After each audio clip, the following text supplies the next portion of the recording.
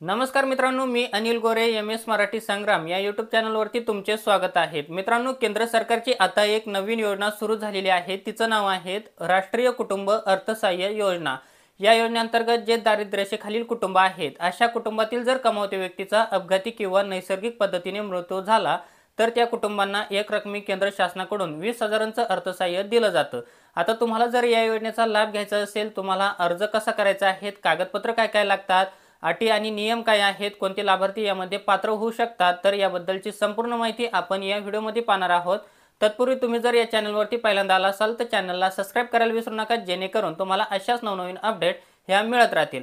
मित्रांनो, आता तुम्हाला जर या योजनेचा लाभ घ्यायचा असेल तर दारिद्र्यरेषेखालील कुटुंबातील 18 ते 59 वयोगटातील कमवत्या व्यक्तीचा अपघाती अथवा नैसर्गिक मृत्यू झाला तर त्या कुटुंबांना एक रकमी 20,000चं अर्थसहाय्य दिलं जातं।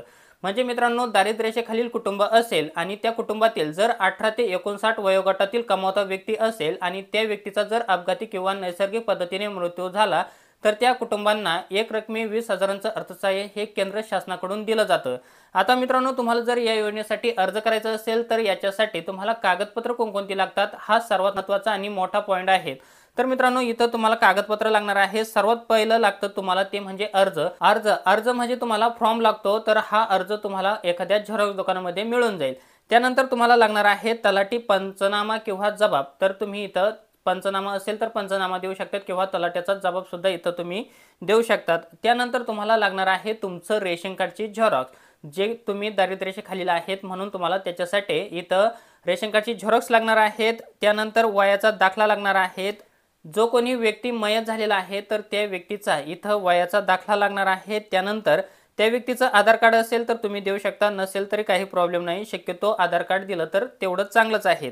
त्यानंतर मयत व्यक्तीचा मृत्यूचा दाखला लागणार आहे। जो कोणी व्यक्ती मयत झालेला आहे त्याचं वय हे 18 ते 59 या दरम्यान आहे तर त्याचा मृत्यूचा दाखला लागणार आहे। त्यानंतर मृत व्यक्तीचा अहवाल ग्रामपंचायतीकडील नगरपालिका क्षेत्र किंवा डॉक्टरांनी दिलेला दाखला पाहिजे, तर तुम्ही इथं अहवाल सुद्धा तिथं तुम्हाला द्यायचा आहे। तुम्ही ग्रामपंचायतीमधील असेल काही रेकॉर्ड असेल तर ते देऊ शकतात किंवा नगरपालिकेमध्ये काही रेकॉर्ड असेल तर ते देऊ शकतात किंवा डॉक्टरांचा दाखला सुद्धा तुम्ही इथं मृत घोषित केल्याचा दाखला सुद्धा इथं देऊ शकतात।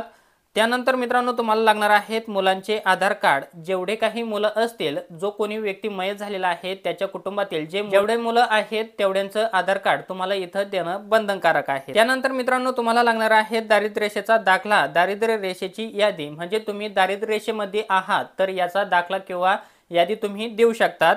त्यानंतर तुम्हाला एक बँकेचं पासबुक झेरॉक्स लागणार आहे। त्याचबरोबर तुम्हाला एक पासपोर्ट साईज फोटो लागणार आहे। तर एवढी कागदपत्र तुम्हाला या योजनेचा लाभ घ्यायचा असेल तर लागणार आहेत। त्यानंतर मित्रांनो, तुम्हाला आता अर्ज कसा आणि कुठं करायचा आहे हा सगळ्यात महत्त्वाचा पॉईंट आहे।